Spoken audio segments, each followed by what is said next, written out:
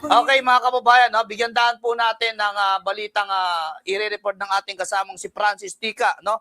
Kaugnay po ito sa sirang water pipe ng Maynilad na halos isang buwan nang tumatagas. Kasamang Francis.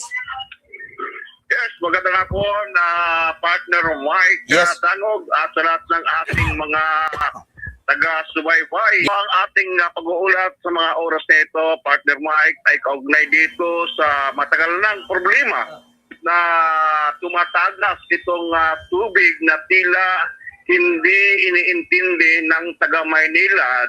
Itong pagtagas ng tubig dito sa water pipe na halos umabot na ito ng kaya maraming residente ang nagrereklamo na kung saan ay ayon sa kanila hindi iniintindi ng Maynila ang pagtagas dahil ito ay binabayaran din ng mga mayroong kontentor ng water.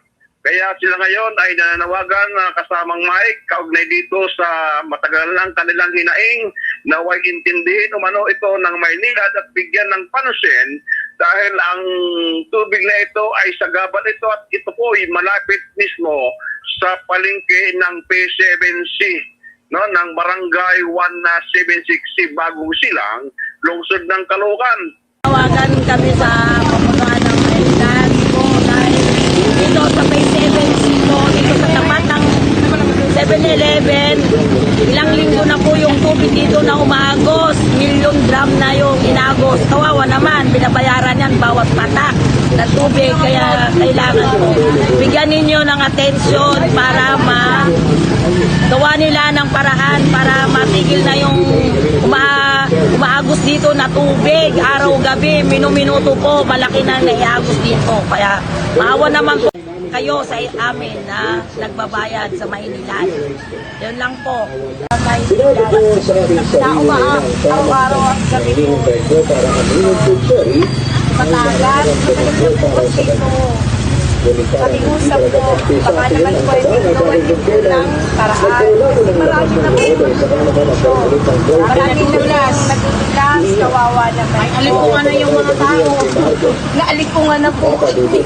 Sagaban po sa mga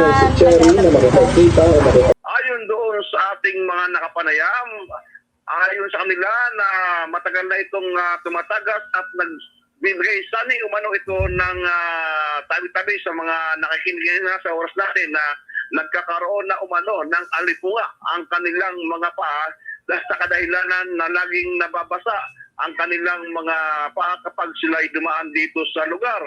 Kaya tinatawagan natin ng pansin ang barangay, maging ang tanggapan ng Maynilad, naway bigyan nila ito ng atensyon, huwag na nilang patagalin pa o paabutin pa ng ilang buwan bago mawala ang tubig na tumatagas na naging dahilan ng sayang lamang ito, partner Mike. So sana magkaroon tayo ng ugnayan ng mga taga-Maynilad at magkaroon ito ng agarang aksyon upang ang kanilang upang ang nawawalang tubig ay hindi na masayang at magamit ng tama ng mga mamayan dito sa Bagong Silang. Kasama so yan Francis. lang ang ating pag-uulat sa mga oras na ito mula rito sa North Caloocan. Francis Tika nag-uulat sa programang Reforma sa Margo TV Broadcasting Network.